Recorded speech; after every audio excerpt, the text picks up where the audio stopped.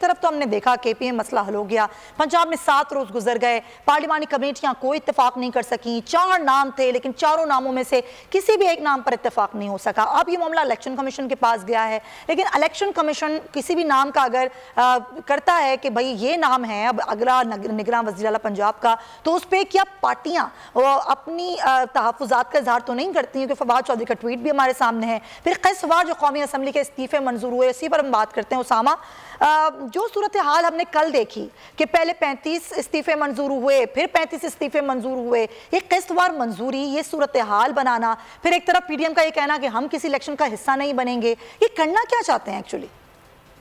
ये अपने इक़्तिदार को दवाम देना चाहते हैं, किसी न किसी तरह मामला आगे चल सके।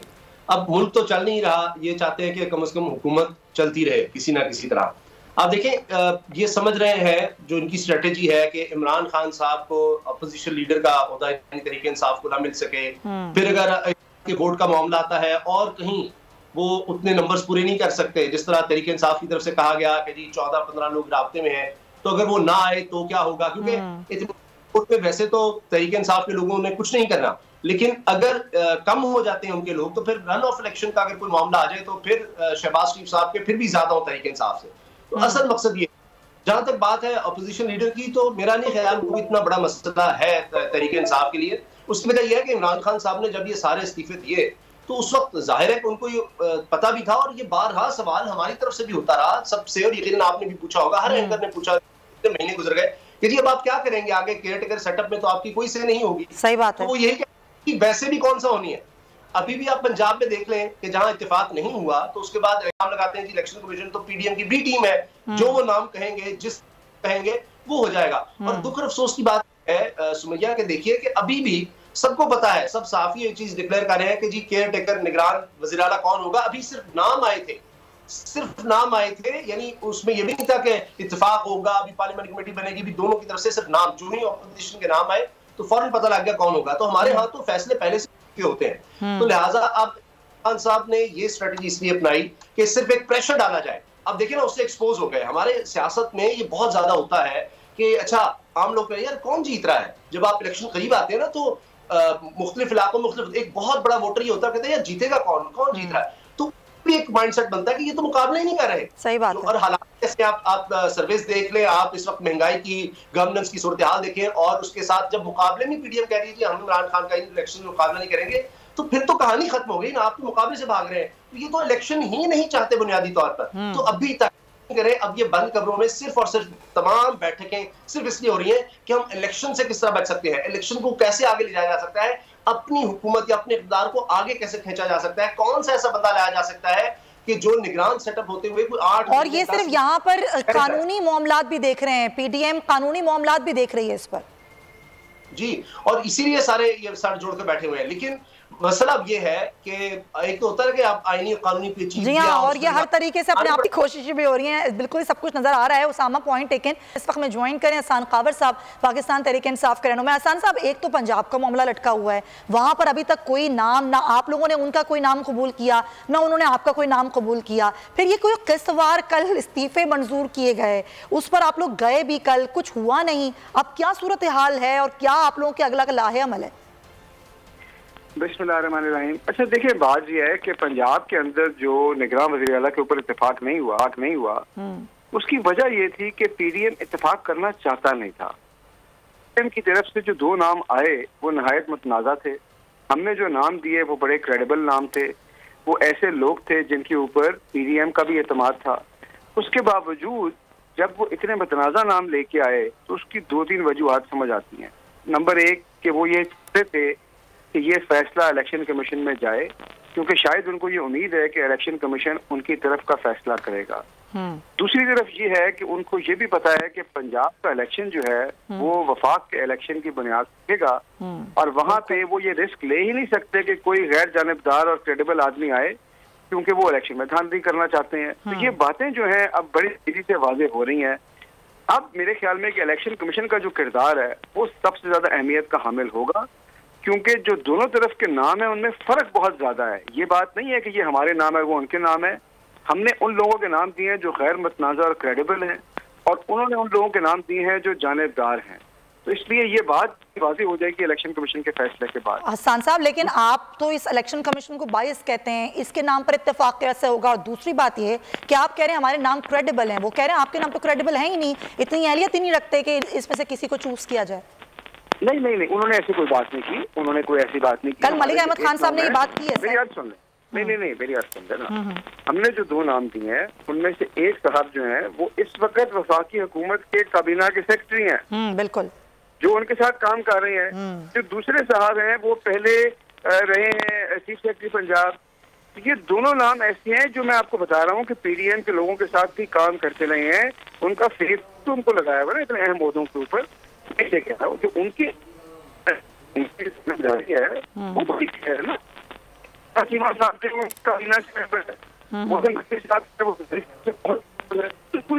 आपकी आवाज़ बहुत और की बात बहुत ज़रूरी है, बड़ी इंपॉर्टेंट आप बात करें, आपको हम रिकनेक्ट करते हैं। सबसे बड़े मसाइल जो अभी मुल्क में हैं वो महंगाई के हैं, लेकिन ऐसा लगता है तवज्जो सबकी जो है ना बस सियासत पर ही मरकूज हो गई है। हसन साहब मुझे सुन सकते हैं सर? जी मुझे आपकी आवाज़ आ रही है। मैं चाहूँगी आप कंटिन्यू करें जो आप बात कर रहे थे। हाँ, तो मैं ये कह रहा था कि देखिए ये तो बड़ी क्लियर बात होगी ना कि हमारे जो लोग हैं वो तो उनके साथ भी काम करते रहे हैं। अब लोगों को आपने पंजाब में अगर ये गैर जानिबदाराना देने हैं, उसके लिए जो आपका वज़ीर आला है उसका गैर जानिबदाराना होना बहुत जरूरी है। बात यह कि ये समझ ही नहीं आ रही इस बात की कि देखिए मुल्क है इस वक्त एक बदतरीन मुआशी बहरान से गुजरा है और कितना सियासी अदम इस्तेहकाम है। तो ये समझ नहीं आ रही कि ऐसी चीजें करने से सियासी अदम इस्तेहकाम और बढ़ेगा। क्या उनका ये ख्याल है कि मनपसंद वज़ीर लगाकर तो ये इलेक्शन को खा जाएंगे ऐसे? क्या अवाम इनको खाने देगी? तो मेरे ख्याल में कि जो मुख्तलिफ हल्के हैं, जो हुकूमत है, इनको इस वक्त अकल का दामन जो है वो पकड़ना चाहिए और ये समझना चाहिए कि मुल्क को सियासी इस्तेहकाम की जरूरत है। जो दूसरा आपका सवाल था जी, वो था 35 इस्तीफों के हवाले। बिल्कुल, देखिए तो हम लोग बारहा कह चुके हैं। कल जब हमारी पार्लिमानी पार्टी का इजलास शुरू हुआ था तो उसकी बैठक पे वो लोग जो है वहाँ पे उन्होंने 35 इस्तीफे मंजूर कर दिए। अब ये क्यों मंजूर कर रहे हैं आपके ख्याल में? ये एक एक करके, दो दो करके ये क्यों कर रहे हैं? 2 वजूहात हैं। पहली वजह ये है कि ये नहीं चाहते थे कि लीडर ऑफ द ऑपोजिशन जो है वो हमारी तरफ से आए कि अगर इलेक्शन के अंदर जाना है तो हमसे मुशावरत ना करनी पड़े। अच्छा, अभी भी उनको 16 इस्तीफे मजीद मंजूर करेंगे तो हमारी पार्लिमानी पार्टी जो है वो लोटों की रह सकती है। यानी अगर राजा रियाज को ये बचाना चाहते हैं तो इनको मजीद 16 इस्तीफे मंजूर करने पड़ेंगे। हम तो कहते हैं हमारे सारे इस्तीफे मंजूर कर लें, जमहूरियत का मजाक ना बनाएं। दूसरी बात ये है कि इनको डर ये था कि अगर सदर ममलिकत ने शहबाज शरीफ साहब को ये कहा कि आप एतमाद का वोट लें तो इस वक्त वो जो एक मैजिकल नंबर है 172 का, एतमाद नहीं है और इनकी जो लाइफ है वो 20 वोटों के ऊपर है। अब अगर हमारे लोग ज्यादा हों और के अंदर पार्लिमानी पार्टी के फैसलों का इख्तियार हमारे पास हो तो वो 20 लोग इनको वोट नहीं दे सकते। अब सोचने की बात यह है कि एक ऐसा शख्स जिसके पास एक ऐसे वक्त में हुकूमत कर रहा है जहाँ 63% पाकिस्तान के अंदर अवाम के मुंतखब नुमाइंदे नहीं बैठे हुए असेंबलियों में, नेशनल असेंबली के अंदर इस्लामाबाद के अंदर भी 172 का नंबर भी आपके पास पूरा नहीं है और आपको यकीन नहीं है और आप इस जो है अदमुई जमहूरियत के साथ आप समझते हैं कि पाकिस्तान को मुश्किल तरीन हालात से आप निकालेंगे। आप तो हर गुजरते हुए दिन के साथ पाकिस्तान के साथ एक ज्यादती कर रहे हैं। आप 22 करोड़ लोगों के मुस्तकबिल से खेल रहे हैं जहाँ पर आपके बच्चों और उनके बच्चों ने आगे रहना है। लेकिन ये जो बात है इनको पता है कि हमारे बच्चों ने तो रहना है लंदन में, तो इनको पाकिस्तान के बच्चों से क्या लगे? तो ये बातें तो अब हमारी कौम की सोचने वाली है ना कि इस मुल्क के साथ क्या हो। तो हसन साहब, आवाम तो देख रही है, सब समझ भी रही है, लेकिन आवाम के लिए कोई कुछ करने को तैयार नहीं। आवाम तो ये कह रही है कि चाहे वो तहरीक इंसाफ हो, नून लीग हो, पीपल्स पार्टी हो, हमारे लिए तो मिल के बैठे ना, हमारे लिए कोई मसाइल का हल निकालें, कोई मिसाक़े मईशत कर लें, कोई इस तरह की बात कर लें। यहाँ तो ये सब कुछ नज़र नहीं आता, कोई पार्टी सीरियस नज़र नहीं आती इन मामलात पर। नहीं, मैं आपको बताऊं, ये जो मिसाक़े मईशत वाली बात है ना, हाँ जी, मिसाक़े मईशत अवाम के हक में नहीं है। उसकी वजह ये है कि ये लोग ये चाहते हैं कि मिसाक़े मईशत के साथ जो इनके अपने NRO2 है उसको लिंक किया जाए। अच्छा, देखिए ये पहले भी जब इकट्ठे हुए थे, देखें जब ये पहले इकट्ठे हुए थे चार्टर ऑफ डेमोक्रेसी के लिए, तो क्या उसका नतीजा निकला था? उसका नतीजा था NRO। NRO का मतलब क्या था कि आपस में हाथ मिलाते हैं, लोगों का जो पैसा लूटा है उसको भूल जाते हैं। अब भी बात यह है कि जब इकट्ठे आने की बात करते हैं, उसकी सबसे बड़ी जो शर्त होती है वो रिकंसिलिएशन होती है। अब आप मुझे बताएं कि अवाम के पैसे को माफ करने का इख्तियार क्या पाकिस्तान तहरीक इंसाफ के पास भी है? क्या हम टेबल पे बैठ के इनसे बात कर सकते हैं कि ठीक है जो पुराने लूट मार के केसेस हैं आप खत्म कर दें? हमारे पास तो इस्तेहकाक ही नहीं है। वो तो अवाम का राइट है। अगर जमहूरियत के लिए इनका कोई प्लान है तो ये इम्प्लीमेंट करें। देखिए असेंबलियों में इनके नंबर है, इस्लामाबाद में इनकी हुकूमत बैठी है, हमसे इनको क्या चाहिए? लेकिन आज तक कोई प्लान दे ही नहीं सके। और हर रोज, अब आप आज का अखबार उठा के देख लें, आपके जो तेल के जखायर हैं वो इस हद तक नीचे आ चुके हैं। अब मुल्क में अंदर पेट्रोल का क्राइसिस आने वाला है। मुल्क के अंदर डॉलर में ही आपकी इंडस्ट्री बंद हो गई है। इनको ख्याल ही नहीं है कि ये 22 करोड़ लोगों के मुस्तकबिल से खेल रहे हैं इस वक्त। अच्छा, वो तो ज़ाहिर है सबको पता है कि वो एक माह के ज़खायर रह गए हैं, हुकूमत कुछ नहीं कर पा रही, इनके पास डॉलर नहीं है, करेंसी क्राइसिस भी अपनी जगह है। लेकिन ज़ाहिर है जब तक मुल्क में इस्तेहकाम नहीं आएगा सियासी तौर पर तो मुआशी इस्तेहकाम कैसे आ सकता है? अब आपके इस्तीफ़ा भी मंजूर कर रहे हैं, इलेक्शन में भी जाना नहीं चाहते। इस सूरत हाल में कहते हैं कि ठीक है उधर करवा दें, KP में, पंजाब में इलेक्शन करवा दें, जो अभी इस्तीफ़े मंजूर किए हैं यहाँ इलेक्शन करा दें, लेकिन आम इंतखाबात की तरफ जाना नहीं चाहते हैं। आप कानूनी रास्ते भी तलाश कर रहे हैं। आप लोगों की हिकमत अमली क्या होगी? PTI कुछ तो सोच रही होगी ना इस हवाले से। देखिए मैं आपको बताता हूँ, जो लोग हैं ना अवाम जमहूरियत के अंदर, उनके पास एक रास्ता गिवन है और वो रास्ता ये है कि वो अपने वोट का हक इस्तेमाल करते हैं और ये बताते हैं कि मुल्क में किस डायरेक्शन में जाना है। अगर तो ये अवाम को अपना राइट एक्सरसाइज करने दें, ख्वाह वो पंजाब में हो, ख्वाह वो खैबर पख्तूनख्वा में हो या ख्वाह वो उन सीटों पे हो जिन पे इस्तीफे हो गए हैं, ये पीसफुल ट्रांजिशन होगी, लोग अपना फैसला खुद सुनाएंगे, जमहूरियत अपना रास्ता खुद लेगी। लेकिन अगर इन्होंने इतने मुश्किल हालात में अवाम के मैंडेट के साथ खेलने की कोशिश की, ये कोशिश की कि अवाम जो है वोट के जरिए अपनी आवाज ना उठा सके या उनकी आवाज को दबा दिया जाए या धांधली के जरिए तब्दील कर दिया जाए, तो खुदा ना खास्ता मुल्क के अंदर इंतशार फैल सकता है, क्योंकि हालात बहुत खराब हैं। और ये वो चीज है जो इनको समझनी पड़ेगी कि पाकिस्तान इस वक्त एक चौराहे पे खड़ा है। या तो हम फैसला कर लें कि हमने पाकिस्तान को स्टेबिलिटी की तरफ ले जाना है, या हम उसी रविश पे रहे जो पिछले 30 साल की थी और इसके जो रिजल्ट्स हैं, इसके जो नतीजे हैं, वो मुल्क के लिए अच्छे साबित नहीं होंगे खुदा ना खास्ता। क्या मुल्क में आम इंतखाबात की राह हमवार हो रही है? इस पर तो हम बात कर ही रहे हैं, लेकिन अभी मैं आपको एक अहम खबर देती हूँ कि पंजाब और KP के आम इंतखाबात में RTS इस्तेमाल न करने का फैसला किया गया है। आम इंतखाबात पुराने RMS पर ही कराए जाएंगे, ये कहना है ज़राए इलेक्शन कमीशन का। अकील अहमद से मजीद बात करते हैं। जी अकील, आगाह कीजिए, इलेक्शन कमीशन क्या कह रहा है इस हवाले से?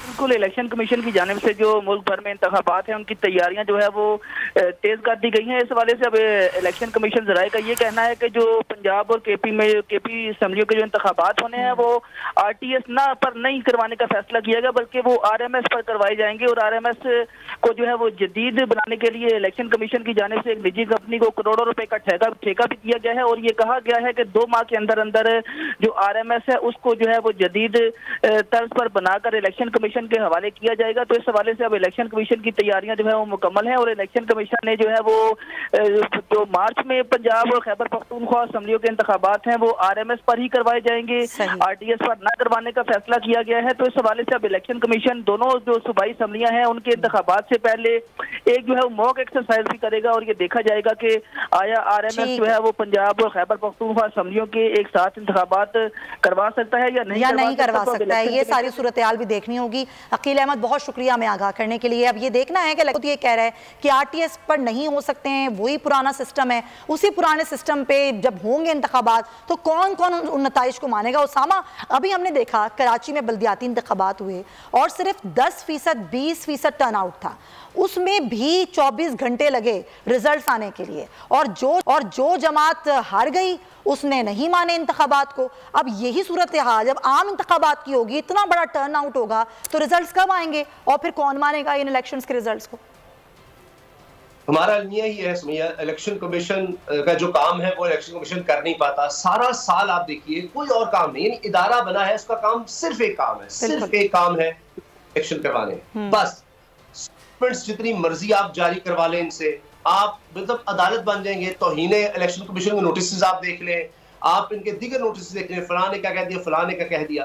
और बेसिकली एक इंडिपेंडेंट इदारा बनाया इसलिए जाता है कि जब भी कोई हुकूमत में होता है तो उसके पास ताकत होती है, वो एक बैलेंस होता है, जिस तरह एक माशरे में अदलिया होती है कि एक ताकतवर तबका और एक कमजोर तबका हर माशरे में होगा, तो उसमें एक बैलेंस क्रिएट करने के लिए ये ना हो कि वो खाता चला जाए जनाब कमजोर को।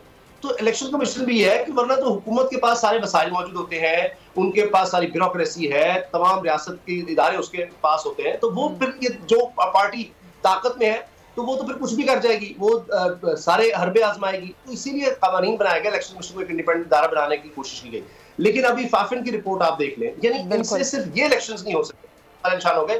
किसने माने इलेक्शन? जमात इस्लामी को इतराज, एमक्यूएम जो कह रही है जी ये तो बिल्कुल नल एंड वॉइड डिक्लेयर की जाए, तहरीक इंसाफ कह रही है। जब बड़ी पार्टी कहेंगी तो वो इलेक्शंस किस तरह से हम कहेंगे कि जनाब गैर मुतनाज़ा है? तो दुख और अफसोस है कि एक काम है इलेक्शन कमीशन का, वो भी ढंग से नहीं होता। अच्छा, मजे की बात यह है कि इलेक्शन कमीशन हमेशा से ही इसी तरीके से मुतनाज़ा रहा। सियासी जमातें कहती रही ये इसकी पार्टी है, दूसरी सियासी जमात कहती है ये इसकी पार्टी है। एक तो ये इसको मुतनाज़ा ही क्यों रहने दिया गया, एक तो ये सवाल भी उठता है। दूसरा सवाल ये उठता है दुनिया कहाँ से कहाँ पहुँच गई, हम यहाँ पर रिजल्ट पर ही शोर मचाते रहते हैं उसामा, उससे आगे बढ़ते ही नहीं है। अगर देखें एक दफा नजर आ जाए, मैं मिसाल देता हूँ, सियालकोट में एक इलेक्शन तहरीक इंसाफ की हुकूमत थी और बहुत ज्यादा तहरीक इंसाफ पे एतराजात उठाए गए, लेकिन वहां नजर आया कि कुछ ना कुछ गड़बड़ थी, चलें ठीक है जी वो हो गया। लेकिन उसके बाद देखते हैं, मिसाल के तौर पर आप देखिए खैबर पख्तूनख्वा में बलदियाती इलेक्शन हुए, निस्बतन ये कि जी वहां पहले फेज में नजर आया कि फजलुर रहमान साहब आगे थे, फिर दूसरे में तहरीक इंसाफ होती। बाय एंड लार्ज वहां पर भी आप देखिए कुछ ना कुछ अफसोसनाक वाकयात हुए, लेकिन फिर भी किसी ना किसी सूरत में सबने माना हुकूमत किसकी थी उस वक्त, तहरीक इंसाफ की थी। और फिर भी आप देखिए कि कोई मतलब फजलुर रहमान साहब जीतते हैं, वहां हमें इस तरह का नजर नहीं आता। लेकिन यहाँ पीपल्स पार्टी जब है तो वहां पर ये ऐसा क्यों है और वहां पर इतने इतराजात क्यों है? तो ये सोचने की बात है कि जहां पर इस तरह से मैनेज किया जाएगा, जहां से इस तरह के मसाइल आएंगे, इतने डिले होंगे, तो सवाल तो उठेंगे। तो अब ये इदारों को चाहिए, खुद इलेक्शन कमीशन को चाहिए कि वो देखे, और अगर एक उसकी एक हिस्ट्री हो एक फ्री एंड फेयर इलेक्शंस करवाने की, तो फिर कोई भी सवाल नहीं उठा सकेगा। और फिर ये भी तो देखिए ना उसामा के बिला मुकाबला उम्मीदवार जीत जाते हैं। मतलब हैदराबाद बड़ा शहर है सिंध का, वहाँ पर इतने सारे उम्मीदवार बिला मुकाबला कैसे जीत गए? कोई तो उसका तरीक़ाकार होगा, इलेक्शन कमीशन कुछ तो बताएगा ना कि कैसे हो गया ये, इतनी बड़ी तादाद में बिला मुकाबला उम्मीदवार जीत जाते हैं। कोई सूरत हाल सामने ही नहीं आती।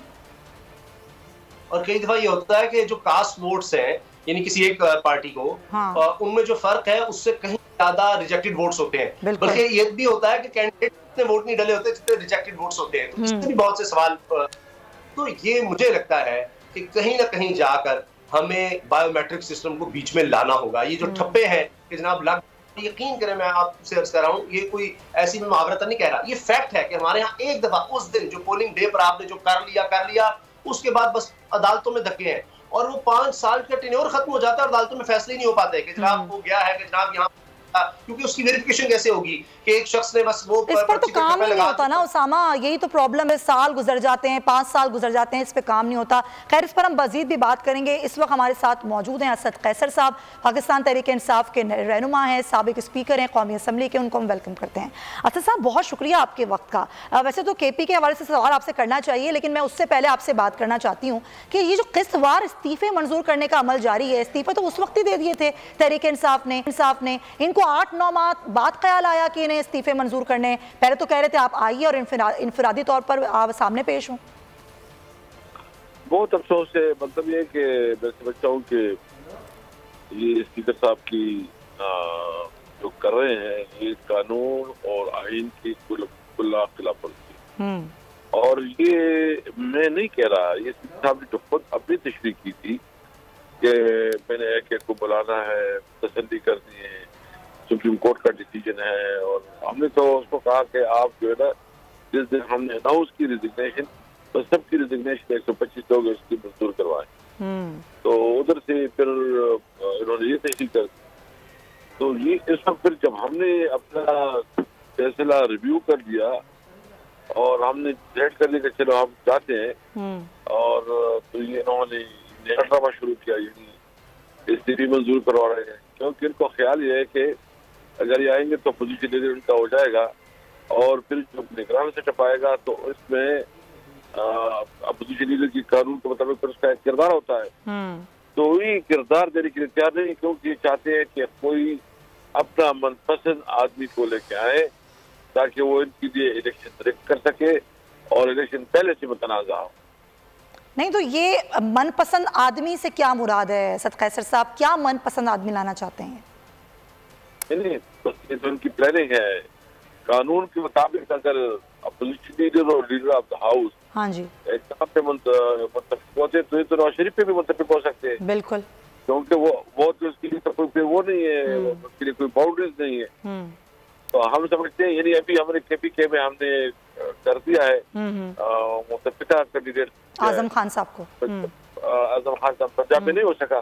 देखिए, आपने अगर फेयर एंड फ्री इलेक्शन करते हैं तो इसके लिए एनवायरमेंट भी ऐसी बनाने हैं कि तमाम जो स्टेक होल्डर्स हैं उनको इत्मीनान हो कि फैसला जो है ना इंसाफ की बुनियाद पे हो और सब मुतमईन हो के इलेक्शन जो है ना, अगर फिर इस तरह कोई दांधी होती है कोई किस्म की, तो और उसके इलेक्शन के बाद भी एहतजाज हो तो ये मुल्क की बेहतरी भी नहीं है। सही बात है। मुल्क के इकोनॉमी सूरत हाल में कि मुल्क ये नहीं बर्दाश्त कर सकता। हम चाहते हैं कि अगर ये इलेक्शन का ऐलान कर दे तो मुल्क में फौरी तौर पर जो सिक्योरिटी आएगी, बिल्कुल, और जो पॉलिटिकल अनसर्टेनिटी है खत्म हो जाएगी। हाँ बिल्कुल, ये तो बहुत ही ज़रूरी है मईशत की बहाली के लिए। असद कैसर साहब, अभी भी 16 इस्तीफे बाकी हैं, ये जो किस्तवार सिलसिला है, एक कानून क्या कहता है आपसे बेहतर कोई बता नहीं सकता, क्या इस तरह मंजूर किए जा सकते हैं? फिर ये कहना पहले स्पीकर का कि मैं तो ऐसे इस्तीफे मंजूर नहीं करूंगा, फिर पहले 35 किए, फिर दोबारा 35 किए, 16 अभी भी रहते हैं। नहीं, अभी 47 रहते हैं। हाँ सही बात है, 47 रहते हैं। हाँ। वो हमारे 47 भी जाएंगे। लेकिन मुझे यार ये जब हम असेंबली की बात करते हैं तो इधर स्थिति मंजूर करवा लेते हैं। देखो, ये बेसिकली एक्सपोज हो गए ना, ये डर जाते हैं क्या असद कैसर साहब? कौम के सामने एक्सपोज हो गए कि नहीं चाहते। ये मुझे बताओ, किस मुल्क में इस किस्म का जमहूरियत है? ये लीडर ऑफ द हाउस और लीडर ऑफ द अपोजिशन एक ही पार्टी से हो, लीडर वज़ीर-ए-आज़म तकरीर करे और अपोजिशन लीडर उसके लिए टैक्स बचाए। और कई एक बात भी अपने वो अपोजिशन लीडर जो है ना, मतलब ये जमहूरियत के ऊपर पूरा मजाक है, जमहूरियत को जो है ना डिरेल करने की कोशिश है। इन्होंने जमहूरियत को एक मैं कहता हूँ एक मजाक बना दिया है। असद कैसर साहब, एक बात तो समझ में आ रही है, एक बात तो समझ में आ रही है और सबको समझ में आ रही है कि इलेक्शंस नहीं करवाना चाहते फिलहाल, ये एक डिलेइंग टैक्टिक्स की सूरत हाल पैदा करना चाहते हैं, इस्तीफे भी मंजूर करते हैं, फिर कहते हैं इलेक्शन भी हम उसमें हिस्सा नहीं लेंगे। तो आप लोगों की अपनी स्ट्रेटेजी क्या है तहरीक इंसाफ की अगर इलेक्शंस नहीं होते? 40% इसको हल्कों से महरूम कर दिया, इसको असेंबली की नुमाइंदगी महरूम कर दिया, तभी क्या चलेगी, क्या हुकूमत चलेगा? सही, इस हुकूमत की क्या लीगल स्टेटस भी क्या है, इसकी मॉरलिटी क्या है? मतलब ये जो कुछ कर रहे हैं ना, ये एक्सट्रीमली इस मुल्क के साथ और उस मुल्क के अवाम के साथ और उस मुल्क के कानून आइन के साथ खिलवाड़ कर रहे हैं। मैं समझता हूँ कि ये जितना करेगा, लेकिन उसका सबसे बड़ा लूजर जो है ना वो नवाज शरीफ है, वो मुस्लिम लीग नून है। मुस्लिम लीग नून की थोड़ी रही सही जो थी, इसकी इन फैसलों ने और इस हुकूमत ने खत्म कर दिया। आइंदा इलेक्शन में आवाम के पास जा नहीं सकेंगे, लोग उसको अंडे और टमाटर मारेंगे, ये फेस नहीं कर सकेंगे सिचुएशन। अच्छा सब कैसे साहब, KP में अब इलेक्शंस के हवाले से क्या आप लोगों की स्ट्रेटजी है? एक तो जाहिर है वहाँ पर एक तो फ्री एंड फेयर इलेक्शन हो, इसकी आप उम्मीद करते हैं, दूसरे अपनी जीत के हवाले से तहरीक इंसाफ क्या प्लानिंग कर रही है? देखिए, हमें तो कंसर्न बहुत है और हम समझते हैं कि हमें दीवार के साथ लगाया जा रहा है, लेकिन अल्लाह का शान देखो, ये जितने भी चाले हमारे खिलाफ चल रहे हैं उसमें अल्लाह ताला की हमारे मदद हमारे साथ है। और जो अवाम है, इस अवाम में एक बहुत बड़ी पहली दफा तहरीक इंसाफ को इतनी बड़ी अवाम में पजराई भी दी और सबसे बड़ा लीडर इमरान खान। सही, बहुत शुक्रिया असद कैसर साहब हमारे साथ मौजूद थे, पाकिस्तान तहरीक-ए-इंसाफ के रहनुमा, स्पीकर कौमी असम्बली। अच्छा उसामा, अभी जो बात की असद कैसर साहब ने, मैं चाहती हूँ ज़रा वो डिस्कस करें कि मियाँ साहब की वापसी, जिसकी हर कोई बात कर रहा है कि अगर अभी भी पार्टी को बचाना चाहते हैं तो मियाँ साहब को पहले खुद आना होगा, आके जो भी मुकदमात हैं उनका सामना करें। मरियम नवाज साहिबा की तो आ गई वापसी की डेट कि वो आ रही हैं, लेकिन मियाँ साहब कब आएंगे? क्या वो इलेक्शन कैंपेन का हिस्सा होंगे? नहीं होंगे तो फिर पार्टी को कितना नुकसान पहुंचेगा? मियाँ साहब को लिख कर दे दिया जाएगा ना कि आप वज़ीर आज़म हैं और आप ही की पार्टी जो है वो इक़्तिदार में, कोई इसको हिला नहीं सकता, लिख कर दे दिया जाए। या तो अमेंडमेंट आप, या वैसे यानी तमाम एस्टेब्लिशमेंट, सब इदारे, उसमें सुप्रीम कोर्ट भी हो, उसमें इलेक्शन कमीशन भी हो, उसमें पाकिस्तान की फौज भी हो, ये लिख कर दे दे कि जनाब मियाँ साहब आप ही हैं, आप जिसको कहेंगे, मरियम साहब नवाज होंगी, फिर आप जुनैद सफदर या शहबाज शरीफ या हमजा, जो आप कहेंगे वो होगा, उसके बगैर वो नहीं आ रहे। और जेल का कहीं कोई जिक्र नहीं होना चाहिए, कोई नाम नहीं होना चाहिए कि पाकिस्तान इतनी मासूम सी ख्वाहिशात हैं बस। जी आप देखिए ना, अभी तो सलमान शहबाज वो गए और उन्होंने कहा जी बड़े मेरे से सख्त सवाल हुए हैं, इनसे ही सख्त सवाल होते हैं, बाकी जिनकी चीखें निकलती हैं थानों से वो तो बेचारी क्या होते हैं, तो इनसे इतने सख्त सवाल हुए हैं कि अगले दिन उनको बरी कर दिया गया है। इतने सख्त सवाल, कोई सबूत नहीं मिला, वो कह रहे हैं मनी लॉन्ड्रिंग का।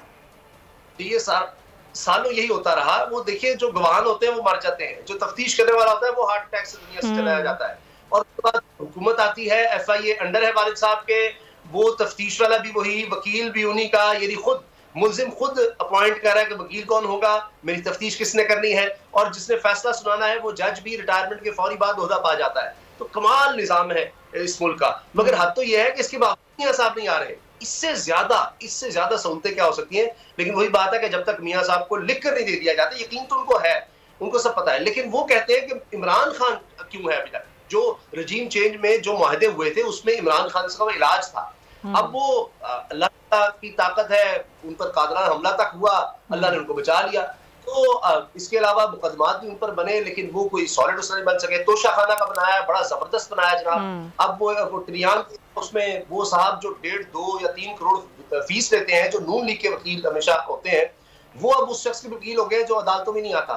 तो ये जब तक इमरान खान साहब को बकौल इनके कि ये फसाद है, फला है, इसका कुछ नहीं कर लिया जाता, तब तक मियाँ साहब जो है ना वो आप भूल जाएंगे आएंगे। और ये भी यानी सारी पार्टी चीख के कह रही है कि खत्म हो गए। आज की खबर देखिए कि अमीन हसनान साहब जो साबिक पाक वजीर है, नून लीग के सीनियर रहनुमा है, वो तहरीक इंसाफ में शामिल हो गए अपने साथियों से। तो फिर यही हाल होगा। हम आप देखिए कि इस वक्त मिफ्ता इस्माइल साहब नाराज हैं, साद रफीक साहब के आप बयान देख लें, और साबिक वज़ीर आज़म शाहिद खान अब्बासी वो तरह से अलग नजर आपको। तो ये फिर पार्टी तो एक खानदान की रह जाएगी जो पहले ही है, लेकिन अब वो बाकायदा सिर्फ खानदान के मुलाजिम और गुलाम वही रह जाएंगे और पार्टी इस तरह चलेगी। अभी नवाज शरीफ साहब ने कह दिया मरियम आ रही है, सारे हाथ बांध के उसके पीछे खड़े हों और सारी सीनियर लीडरशिप जो है उसके साथ ताबन करे। तो ये अब इनको है, मुझे नहीं लगता कि मियां नवाज शरीफ साहब तक उनकी बिल्कुल हुकूमत या तो आ नहीं जाती या उनको लिख कर नहीं दे दिया जाता, उसके बगैर वापस नहीं आएंगे। लाख आप कहें जी कैंपेन चला ले, वो कहेंगे जी किसी दिन भी अगर कुछ हो गया तो मेरी वापसी का रास्ता ना बंद हो जाए। अच्छा, कितनी अफसोस की बात है ना उसामा कि हम कैसे मुल्क में रहते हैं कि यहाँ पर सबको अपने इक़्तिदार से चिमटे रहने की ख्वाहिश है, इक़्तिदार में आने की ख्वाहिश है, अपने ऊपर केसेस हटाने की ख्वाहिश है, लेकिन किसी भी सियासी जमात की या बड़े सियासी रहनुमाओं की ख्वाहिश नहीं है कि हम जिस आवाम से हम वोट मांगते हैं उस आवाम को भी कुछ सहूलतें दे दें, उसके लिए भी कुछ आसानियाँ पैदा कर दें। कोई तो हमारा मुँह हो ना कि फिर हम अगली बार जाके उनसे वोट मांग सकें। जानवरों के लिए, या जिस तरह घर में पालतू जानवर रखे होते हैं या कीड़े मकोड़े कोई होते हैं, उनके लिए कौन सोचता है? वो तो ये कि जो कूड़ा बच जाता है घर का, बस वो कीड़े मकोड़े खा लेंगे, वो कुछ किसी तरह किसी ने समझ लिया। इनकी इतनी हैसियत और औकात है इनकी नजर में लोगों की, सिर्फ वोट के लिए बस। उसके अलावा तो आप देखिए कभी जाते नहीं, कहीं उन्हें पूछना नहीं। और आप देख लें अगर इतना एहसास हो तो खुद पाकिस्तान के महंगे तरीन महल्लात यहाँ भी और दुनिया में जहाँ रहते हैं, एक गरीब मुल्क आप हुक्मरान आप देखिए, यहाँ भी अशाशियां और बाहर भी अशाशियां, जिन मुल्कों में रहते हैं उन मुल्कों में उनकी आप रिहाइश देख लें और इनकी रिहाइश देख लें, यहाँ पर गाड़ियां देख लें। हाल तो यहाँ पर इस वक्त दवाइयों के पैसे नहीं है मुल्क के पास, ऑपरेशन थिएटर में जो चीजें चाहिए उनके लिए रकम नहीं है, लेकिन उमरा की इलेक्ट्रॉनिक व्हीकल्स के लिए करोड़ों रुपए आपके पास मौजूद है, उनकी इजाजत मिल रही है। और शहबाज शरीफ कहते हैं जी इसमें कसूर जनाब ना सिर्फ ये Usama, sorry to cut you, आप देखें मुशीरों की तादाद, वजीरों की तादाद बढ़ती जा रही है, मईशत का बुरा हाल है, यहाँ पर इजाफा हो रहा है।